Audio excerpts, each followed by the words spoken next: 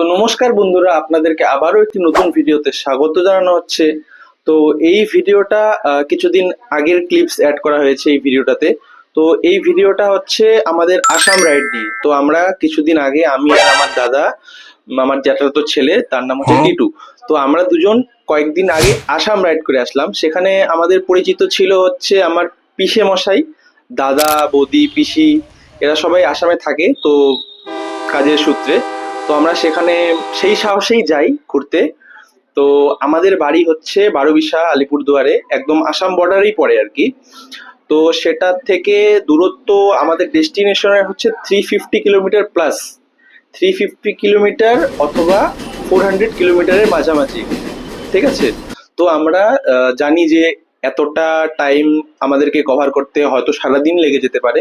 সেজন্য আমরা প্রথম দিন যে রওনাটা দিয়েছিলাম, সেদিনকে আমরা কি করেছি, সকালে ভোর 5টায় রওনা দিয়েছিলাম। ঠিক আছে। তো তার আগের দিন রাত্রেবেলা তো আমি সেই দাদার বাড়িতেই ছিলাম, জেঠুর বাড়িতে। আমার নিজের বাড়িতে ছিলাম না, কিন্তু আমার যেই দাদার সাথে আমি ট্রিপে গিয়েছিলাম সেই দাদার বাড়িতে ছিলাম, কারণ সকালে উঠে ডাকাডাকি একটা খুব সমস্যার ব্যাপার হয়ে দাঁড়ায়। তো সেখানে শুয়েছিলাম, কিন্তু এক্সাইটমেন্ট এতটাই ছিল সেদিন রাত্রে আমাদের ঘুমই হয়নি।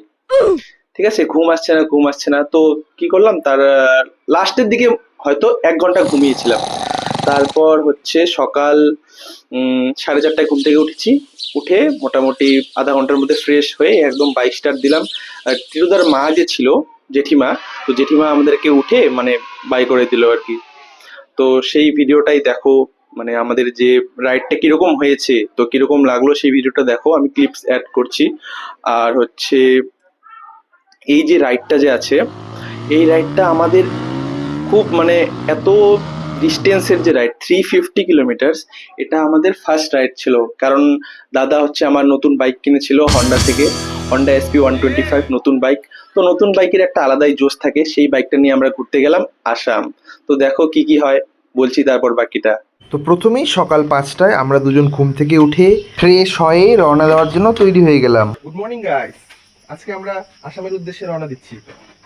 জেঠিমা আমাদেরকে টাটা করে দিচ্ছে। আমি আর আমার দাদা দুজন রওনা দিচ্ছি। চলো দেখা যাক।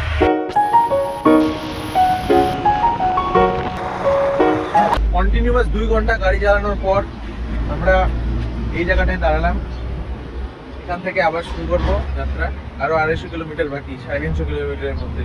সকাল 5টায় বেরিয়েছিলাম, এখন 7টা বাজে। 2 ঘন্টা হয়ে গেল। তো আবার রাইড শুরু করবো। কন্টিনিউয়াস 250 কিলোমিটার হবে না, মিডিলে গ্যাপ দিতে হবে একটু।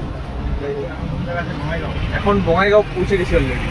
বারোবিশা থেকে 2 ঘন্টার মধ্যে বঙাইগাঁও পৌঁছে গেছি।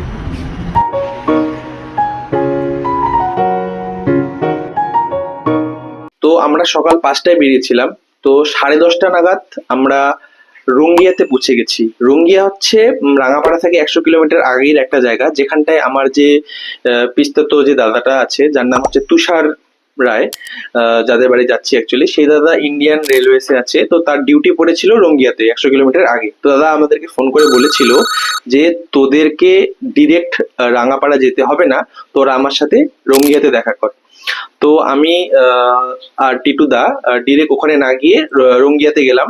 তো দাদার ওখানে ডিউটি ছিল। তো দাদা হচ্ছে ওখানে ইন্ডিয়ান রেলওয়েজ এর হোস্টেল ছিল। তো সেই হোস্টেলে আমরা গেলাম, দাদার সাথে দেখা করলাম। তো প্রচন্ড গরম ছিল, রাস্তায় আমাদের পুরো একদম অবস্থা খারাপ হয়ে গেছে, এতটাই রোদের তাপ ছিল। তো আমাদের পুরো গায়ে একদম ট্যান পড়ে গিয়েছিল, তো আমাদের অবস্থা খারাপ হয়ে গেছিল। তো তখন দাদা কি করলো, আমাদেরকে সবার প্রথমে লস্যি খাওয়ালো। তো আমরা লস্যি খেলাম। তারপরে দাদার যে হোস্টেলটা আছে, ইন্ডিয়ান রেলওয়েজ এর হোস্টেল, সেই হোস্টেলটায় গেলাম। হোস্টেলে গিয়ে এসির হাওয়া টাওয়া খেলাম, ফ্রেশ হলাম। তারপর দাদা বললো যে এখন তো দুপুর টাইম হয়ে গেছে, মোটামুটি 12টা বাজে তখন আর কি। তখন বললো তোরা লাঞ্চ করবি? আমরা বললাম, হ্যাঁ লাঞ্চ তো করতেই হবে। তো দাদা আমাদেরকে হোটেলে নিয়ে গেল। তো হোটেলে গিয়ে আমরা মাছ অর্ডার করলাম। আর বাড়ি থেকে আগের দিনে রান্না করা চিকেন ছিল রাত্রেবেলা, তো মা সেটিকে চিকেন প্যাক করে দিয়েছিল আমাদেরকে, যাতে তোরা রাস্তায় কোনো ধাবাতে দাঁড়িয়ে রুটির সাথে সেই চিকেনটাকে খাবি। কিন্তু আমরা রাস্তায় কোনো ধাবাতে দাঁড়াইনি, আমরা ডিরেক্ট রঙ্গিয়াতেই গেছিলাম। তো রঙ্গিয়াতে আমরা যে হোটেলে মাছ অর্ডার করলাম, সেখানে মাছ আর মাংস দুটো মিলে খেলাম আর কি। ঠিক আছে।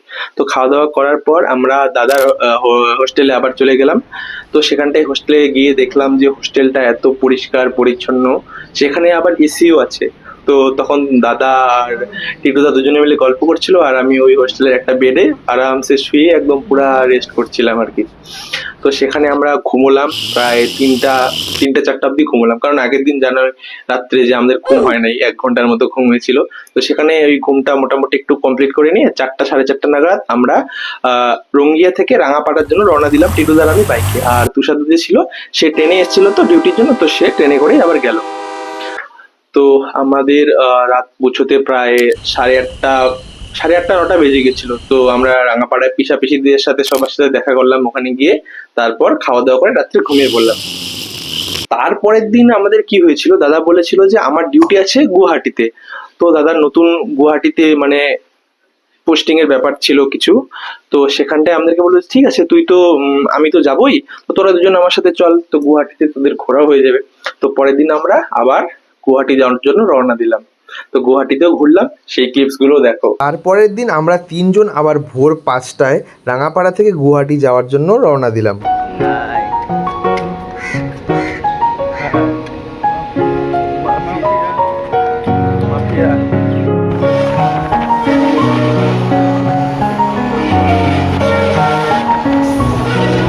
তো তারপরে আমাদের দীর্ঘ যাত্রা সম্পূর্ণ করার পর পৌঁছে গেলাম গুয়াহাটি। তো সেখানে নেমে আমরা ঘোরাঘুরি শুরু করে দিলাম। গুয়াহাটিতে প্রথম চালু হয়েছে ইলেকট্রিক বাস, দেখে আমি অবাক। এই যে ও ভাই সাহেব, পিওর ইলেকট্রিক। এই যে গ্রিন বাসগুলো দেখছেন, এগুলো পিওর ইলেকট্রিক, ইলেকট্রা কোম্পানি থেকে বানিয়েছে। ও আমরা তো অবাক একদম দেখে। আমরা চলে আসলাম ইতিমধ্যে ব্রহ্মপুত্র নদীতে। দেখা যায়নি, সামনে যা। আগে বলি কথাটা, বলতে বলতে না পৌঁছে যাব। সামনে ওখানে বিশাল বড় নদী, তোমরা দেখলে করবা। লঞ্চ লঞ্চ বিশাল বড় আমাদের সামনে ব্রহ্মপুত্র নদী, চারিদিকে লঞ্চে লঞ্চ, লঞ্চে লঞ্চ, রিক্সা রিক্সা। তো সেদিন গুয়াহাটি থেকে বাড়ি এসে আমরা ঘুমিয়ে পড়েছিলাম। তো নেক্সট ডে আমরা ঘোরার প্ল্যান করলাম তেজপুর। তো তেজপুরে আমরা একটা পার্কে ঘুরতে গেলাম, সেই পার্কের ক্লিপগুলো দেখো।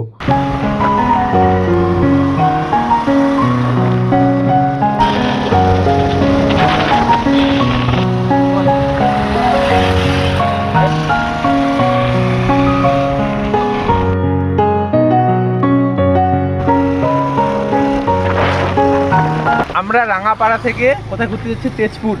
তেজপুর ঘুরতে যাচ্ছি, পাগলাগারদ ঘুরতে যাচ্ছি। তো এখানে রাঙাপাড়া থেকে সিধা তেজপুরের রাস্তা ধরবেন, তারপরে ওই যে দেখতে পাচ্ছেন পেট্রোল পাম্প, আর ওটা ঘর, ওটা থেকে লেফট টার্ন নিতে হবে। কি টার্ন নিব? Left turn. এই যে আমরা সবাই যাচ্ছি, এই যে বৌদি, একটা দাদা আছে, ওই যে দাদা, আরেকটা দাদা আছে, ওই যে দাদা। তো সবাই মিলে যাচ্ছি সপরিবারে। এটা আমার ছোট তাতাই, হাই করে দাও, কিছু বলে দাও। High high. আমরা ঘুরতে যাচ্ছি, ঘুরতে যাচ্ছি। কি মজা, কি মজা। চলো যাবো এখন। হ্যাঁ,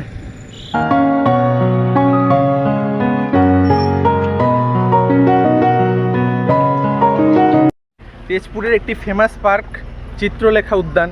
এখন আমরা এখানটায় আসলাম, এই যে পার্কের একটা ভিউ দেখে নাও। এখন পার্কে ঢোকার আগে আমাদেরকে জল নিতে হবে, বাড়ি থেকে জল ক্যারি করা হয়নি।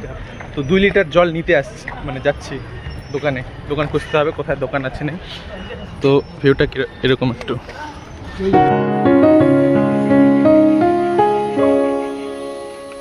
চিড়িয়াখানা উদ্যান, সরি কি চিত্রলেখা উদ্যান। উদ্যান নাই, জলে ভর্তি, জলাজল্য। মানে জায়গাটা ভালোই আছে, খারাপ না।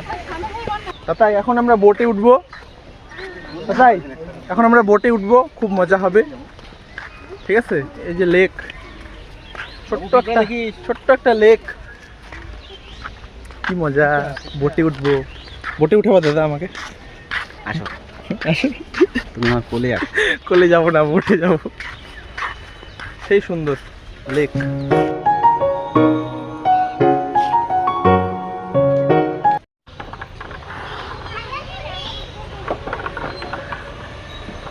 সামান সেটা চুরি পাবে না, খুব ভয় খাবে, অনেক উঁচা তো।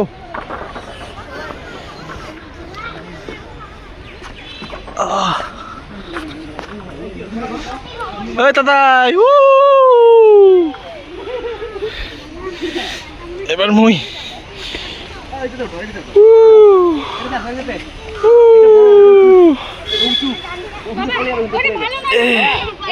ওই বলে এই যে সামানসি এটা চড়বে বলে দেখতো এত ডামরা দেহাটা নিয়ে ওটা চড়া যায় ভাঙি গেলে কায় দেখবে হ্যাঁ দামরা দেহাটা নিয়ে ওটা চড়ে কোনোদিন সামানসি খেলে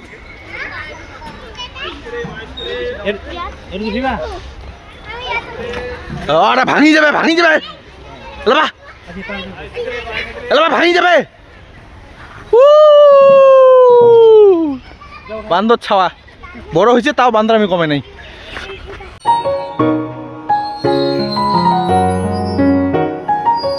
ইতিমধ্যে আমি একটা জিনিস দেখলাম যেটা আপনাদের সাথে শেয়ার না করলেই নয় এটা খুব একটা দরকারি জিনিস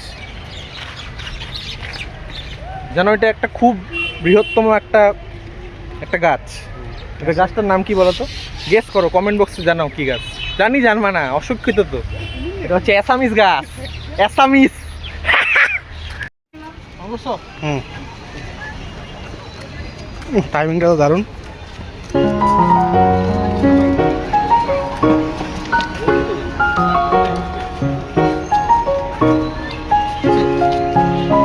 সেই টাইমিং পাইছো রে তেজপুর এনভায়রনমেন্টাল সোসাইটি চিত্রলেখা উদ্যান বোট আর্মিং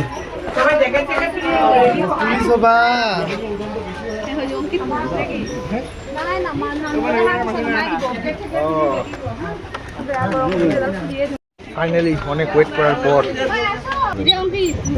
হ্যাঁ এরা আমরা অনেক পাশে চলে আসলাম ও কি মজা কেমন হবে ওয়াটার রাইডে আছি তাই জল একদম ফাইনালি নদীর মাছ ওই যে চালাই হচ্ছে এই তো সাইকেল চালাইতে হয় এইভাবে তাহলে গাড়িটা আগাবে এটা কি সিস্টেম এটা এদিকে ঘুরে এদিকে ঘুরবে বাবা কেমন লাগছে তোমার বোটিং করছি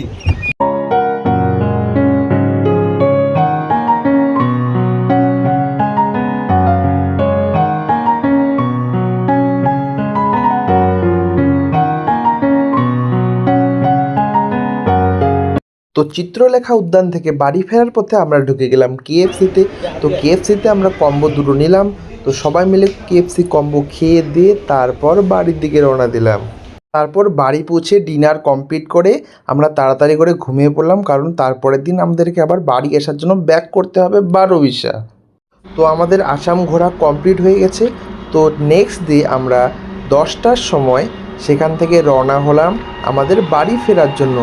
পার্ক আজকে আসাম থেকে বাড়ি ফিরছি। তো রাস্তায় একটা পার্ক দেখতে পেলাম, শিম্পাঞ্জি পার্ক।